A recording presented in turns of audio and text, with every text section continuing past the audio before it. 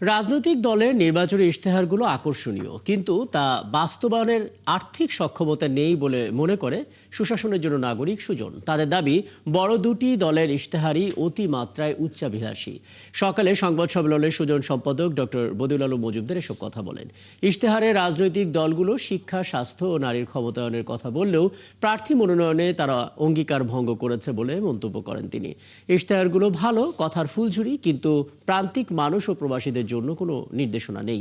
1 কোটি লোককে চাকরি দেওয়ার কথা আছে, কিন্তু অর্থের যোগান কোথা থেকে আসবে সে বিষয়ে স্পষ্ট নয় বলে জানান বদিউল আলম। তবে রাজনৈতিক দলগুলো রাষ্ট্র সংস্কারের পক্ষে তাদের মত দিয়েছে।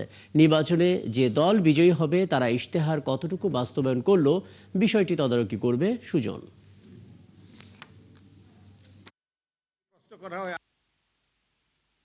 ইশতেহারগুলোতে সব ভালো কথা আছে, এগুলো আকর্ষণীয়, এগুলো গুরুত্বপূর্ণ, মানুষ যা শুনতে চায় তাই তারা বলেছে, কিন্তু এগুলোর বাস্তবায়নই মূল কথা। যদি পরিস্থিতি ইতিবাচক না হয়, পরিস্থিতি যদি চ্যালেঞ্জিং হয়, তাহলে কোন বিষয়গুলো তাদের অগ্রাধিকার পাবে এই বিষয়গুলো এখানে উল্লেখ করা নেই। নারীর প্রতিনিধিত্বের ব্যাপারে সবগুলো দল কিন্তু একমত হয়েছে যে তারা অন্তত 5% নারীদেরকে তারা মনোনয়ন দেবে, কিন্তু আমাদের বড় দলগুলোর যে সবাই কিন্তু এই অঙ্গীকার ভঙ্গ করেছে।